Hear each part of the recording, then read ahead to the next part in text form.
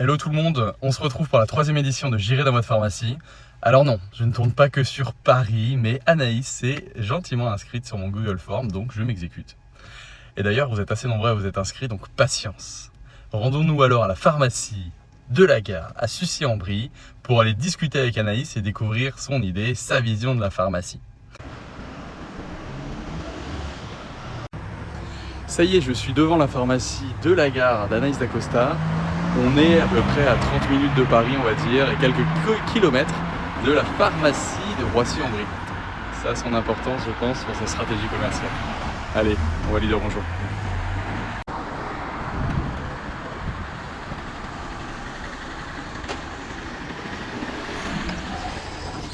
Bonjour.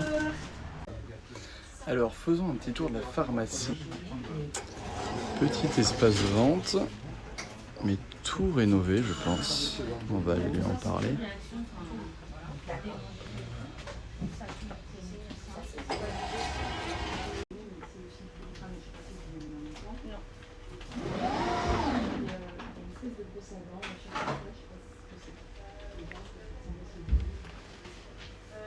Magique.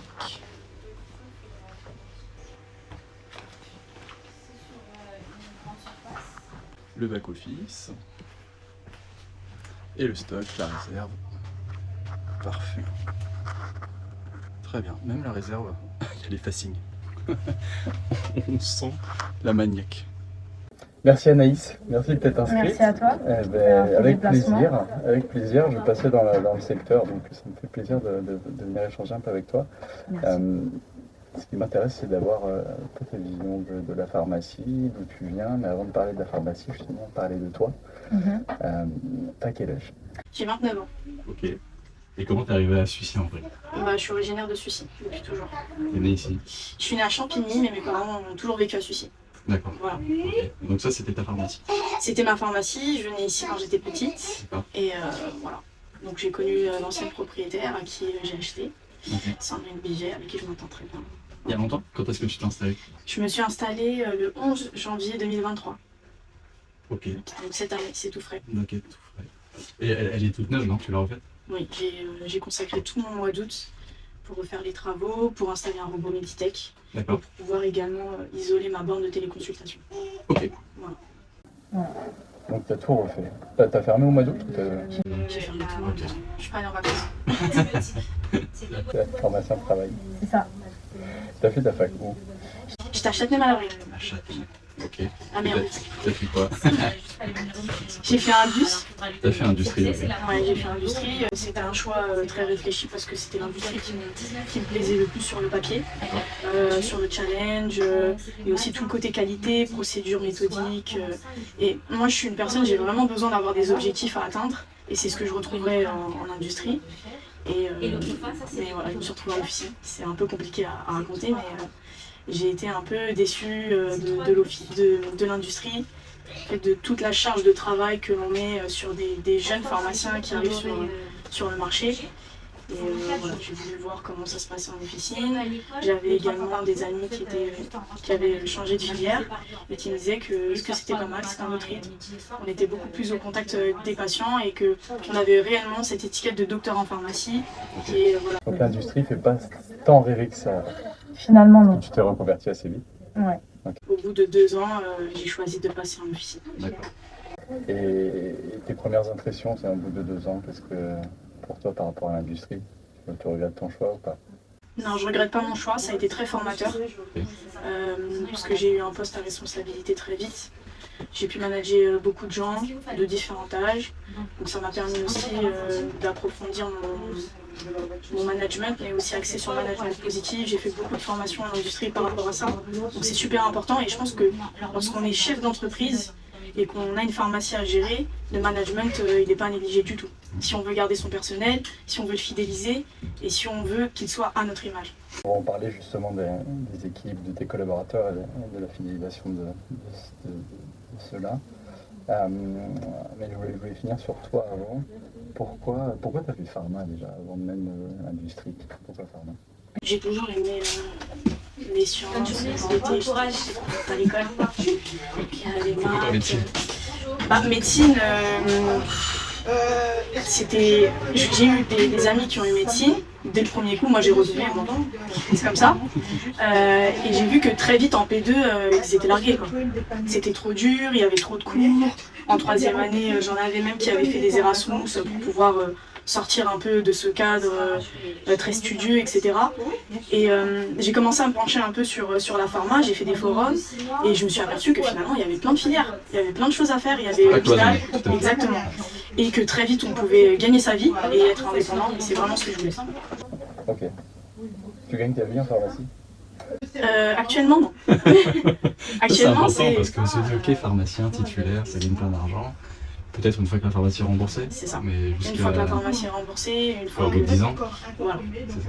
Okay. Avant ça, on est chef d'entreprise, il y a beaucoup de sacrifices, que ce soit au niveau personnel. Tu gagnes moins, sans me dire combien, mais tu gagnes moins qu'en industrie? Je gagne rien du tout aujourd'hui car je ne me verse pas de salaire. C'était le deal de rien me verser pendant 2 ans. Et voilà. Ok. Donc pas si simple. Pas si simple. Une vraie vocation. Exactement. Est-ce que tu as une autre passion que la pharmacie? Pour être très sincère, non. Oh, perso même, hein. J'adore faire du vélo. Tu viens en vélo? Non, non parce que j'habite juste à côté, je viens à pied. Mais sinon, avant l'industrie, j'allais très souvent à Paris jusqu'à la Tour Eiffel en vélo. J'aime beaucoup le sport. Mais aujourd'hui, j'ai plus le temps. Typiquement, la semaine dernière, j'étais garde dimanche de journée. C'était trop compliqué, quoi. J'ai fait une amplitude horaire de 80 heures. C'est trop juste. En fin de journée, on est très fatigué. T'as des enfants? Non. Je rencontre souvent des jeunes, c'est dans les facs. Voilà, on entend partout qu'il y a un peu de mal à recruter ou à donner envie, en tout cas, de venir en pharmacie. Qu'est-ce que tu leur dirais en fait aux jeunes pour faire pharmacie? Pourquoi ils devraient faire pharmacie? Pharmacie d'officine? Ou même pharmacie globale. Pharmacie globale, pas mal d'étudiants sur les bancs. C'est vrai.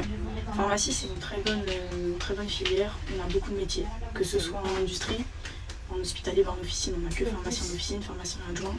Mais je trouve que c'est un métier très enrichissant sur le plan personnel. Après, bon, il faut être un peu altruiste. Ça, c'est indéniable. Il faut aimer le contact avec les gens. Si on n'aime pas le contact avec les gens, on risque très vite de ne plus se reconnaître ou ne pas se sentir à sa place. C'est un métier qui a de l'avenir. Tout simplement, si on regarde la loi de l'offre et la demande, très vite on voit qu'il y a de l'avenir. Voilà. Après, faut aimer le contact avec les gens, faut aimer être. C'est une vocation. Comme tu disais tout à l'heure, faut être là pour la santé des gens, surtout. Et pas regarder uniquement ce côté pécunier. J'ai bien compris. Parce que sinon, voilà. Un peu à ta pharmacie, est-ce que tu as un positionnement particulier dans ta pharmacie? Déjà, elle fait combien de chiffre d'affaires ta pharmacie? Alors, ma pharmacie, tu l'as rachetée à combien? Je l'ai rachetée, elle faisait à peine 1 million. D'accord. Il faut savoir, donc, comme je te disais juste avant, cette pharmacie, je la connais depuis le début. Mes parents étaient dans le commerce, donc c'est vrai que lorsqu'on vit avec des parents commerçants, on est attentif à notre environnement et au commerce avoisinant. Et vu que mes parents avaient un commerce juste à côté, la pharmacie, je savais qu'elle avait eu des maisons de retraite, qu'elle les a perdues suite à ça parce qu'elle n'a pas voulu sécuriser le circuit du médicament en mettant en place les VDA, les dispositifs VDA. J'avais eu écho également qu'elle était en vente. Et je savais à peu près à combien elle la vendait. Quand j'ai souhaité travailler ici, je me suis présentée comme la fille d'eux parce que mes parents étaient commerçants à Sucy. Et très vite, bon, elle m'a reconnue, Anaïs, etc. Et elle m'a également fait part de son souhait de vendre. Au début, je voulais pas du tout acheter. Je voulais pas m'installer. À 27 ans, on pense pas à ça. Mais c'est vrai que mon père m'a dit très vite, c'est l'occasion. Si c'est maintenant ou jamais, t'es jeune, t'es dynamique, t'as un enfant, je vais t'aider. Et du coup, voilà. Ok. C'était. Donc tu as racheté il y a un peu moins d'1 million d'euros en janvier. Ouais, okay. Exactement. Et est-ce que t'es toute seule, t'es pas associée? Je ne suis pas associée. Ok. Tu fais partie d'un groupement? Je faisais partie d'un groupement. Et. Enfin, plus du tout en moins d'1 an. Ouais. J'ai été très déçue. Okay. Ça a été une mauvaise expérience pour moi. Okay. C'était un groupement de mon grossiste, dont je vais taire le nom. Qu'est-ce qui n'a pas marché? En fait, on a commencé par me dire que j'allais atteindre des remises exceptionnelles. Sauf que moi, je n'étais pas un volume exceptionnel. c'était impossible d'atteindre ces remises-là. D'accord. Mon grossiste suit cette pharmacie depuis des années, voire même depuis le début de l'ancienne propriétaire. Il connaissait la capacité de la pharmacie, même si on estime qu'une reprise de pharmacie peut croître son chiffre d'affaires, faire croître son chiffre d'affaires de 20 à 30%. Je suis dans ces eaux-là, néanmoins, je ne peux pas faire un volume d'une pharmacie qui fait 5 millions. C'est impossible. Donc ces remises-là sont inatteignables. J'ai dans un premier temps évoqué ça avec la commerciale, qui a la référente du groupement, qui m'a clairement fait comprendre que je ne pouvais pas sortir de manière amicale. Ça m'a un peu frustrée.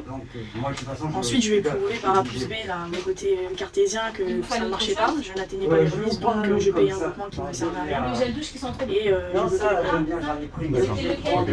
Et et depuis... Et ils t'ont vendu, parce que tu t'as parlé de remise, en fait, ils t'ont vendu que des remises, il n'y avait pas forcément trop d'accompagnement sur la... J'avais pas d'accompagnement, je pouvais mettre en lumière que j'appartenais à ce groupement-là, mais je ne voulais pas.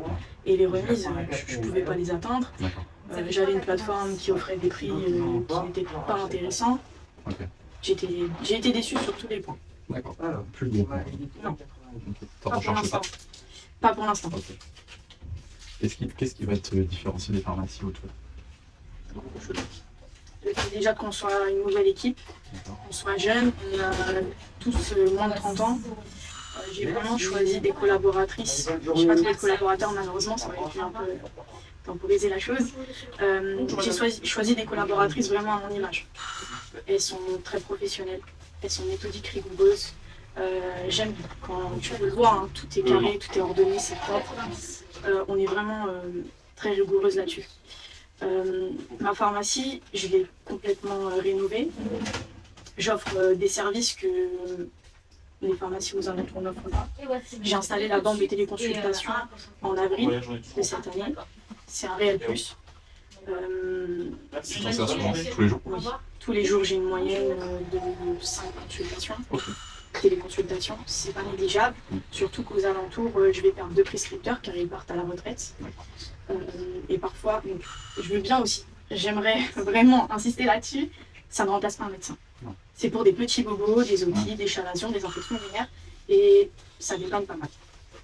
Et en plus de ça, la bande, quand elle est vraiment dans un espace de soins de proximité, et les médecins ils sont plus attentifs. Tu vois, typiquement tout à l'heure, j'ai été interrompue, je veux parler au pharmacien, je suis venue, vous pouvez expliquer à la dame comment on met l'otoscope de l'oreille. Je fais également les trous d'angine, je fais les dépistages Covid, grippe, je fais également tous les rappels vaccinaux. Oui. Voilà, du coup, et j'ai également installé le robot. Okay. J'ai également installé le robot qui est c'est un réel gain de temps pour nous. Okay. Et les gens sont super contents car la pharmacie elle a changé, elle est toute neuve et elle est plus moderne. Okay. T'as combien de collaboratrices? J'en ai 2 pour le moment. Okay. On parle souvent des difficultés de recrutement en pharmacie, ou dans beaucoup d'autres domaines d'ailleurs. À ton avis, comment on explique cette pénurie? Est-ce que toi tu as lutté à ce? Oui, j'ai mis en moyenne 7 mois à recruter 2 collaboratrices. Pour moi, l'explication à ce problème, elle est très simple. C'est que tout simplement encore, c'est la loi de l'offre et la demande. Il n'y a pas assez de pharmaciens parce qu'on bloque au niveau des numerus clausus. Et les préparateurs, parce que ce métier est peu connu. Sur les forums, on en parle peu, ce qui est vraiment dommage, parce qu'ils ont vraiment un rôle important. C'est vraiment des collaborateurs qu'on doit fidéliser avec les pharmaciens. Mais, comment tu les fidélises, toi, tes collaborateurs? Financièrement, c'est la première chose. Elles sont en moyenne mieux payées qu'ailleurs. Okay. Je pense que ça, c'est vraiment... Après, on vient tous au travail pour un salaire. Oui. C'est la première chose. Elles ont aussi qualité de travail qui est non négligeable, le fait de ne plus tirer des tiroirs. J'ai vraiment voulu supprimer ces mouvements et ces tâches à faible valeur ajoutée. C'est ce que j'ai fait. Voilà, on fait beaucoup de restos ensemble. Prochainement, elles ne le savent pas encore, mais je vais faire un cosmic laser avec elles. J'essaye vraiment de créer des liens avec mes collaboratrices, tout en gardant cette distance. On garde le vouvoiement, parce qu'on est jeunes, etc. Mais voilà. Vraiment, je sens qu'elles sont heureuses. Je cherche un pharmacien. Tu cherches un pharmacien. Ok. Mais adjoint. À temps plein. À temps partiel. À temps partiel. Pour pouvoir... en CDI. Exactement. On sait jamais. Voilà. C'est où? Vous êtes intéressé. 1 à 2 journées par semaine pour compléter un autre CDI. Ok. Voilà. Ok. Voilà. C'est juste pour pouvoir m'échapper un peu. Ça marche. Si tu avais une baguette magique et que tu pouvais changer une chose tout de suite dans la pharmacie d'aujourd'hui, pas forcément dans la tienne, mais dans la pharmacie d'aujourd'hui, à ton avis, qu'est-ce qui pourrait être amélioré? Je vais pas parler de la gestion parce qu'elle est propre à chacun. Je parlerai du contact client. Parfois, on met beaucoup l'accent sur le pharmacien, sur l'entreprise. Il y a des commentaires Google. Bon, il y a une certaine pression sur les réseaux sociaux, mais aussi voilà, sur le net. Et parfois, on oublie que le pharmacien, c'est surtout un professionnel de santé, qu'il est là surtout pour nous rendre service. Et parfois, on est face à des situations un peu compliquées. C'est vraiment dommage. J'ai déjà en plus fait un signalement à l'ordre. Parfois, on est face à des incivilités et on ne se sent pas du tout en sécurité. D'accord. Nous femmes, jeunes, c'est vrai que parfois c'est un petit peu compliqué. Donc c'est pour ça que tout à l'heure je disais que je cherchais un pharmacien, justement pour pouvoir temporiser et de se dire qu'au comptoir, bon, si jamais j'ai un différend avec un monsieur, qu'il essaye de trouver un argument ou quelque chose pour m'intimider, je peux toujours, Benoît, excusez-moi, est-ce que vous pouvez prendre la suite avec monsieur?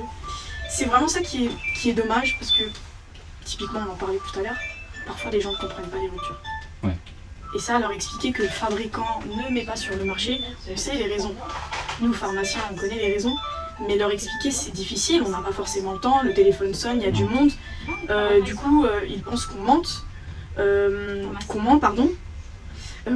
ou qu'on essaie de trouver des excuses pour ne pas leur donner un médicament qui est pour eux vital, ce que je comprends. Mais très vite, ça peut se retrouver dans des situations délicates. La patience a ses limites. C'est vrai. Et toi, demain, tu te vois où? Là, pendant 10 ans dans ta pharmacie? Ouais. Pendant 10 ans dans ma pharmacie. Et après?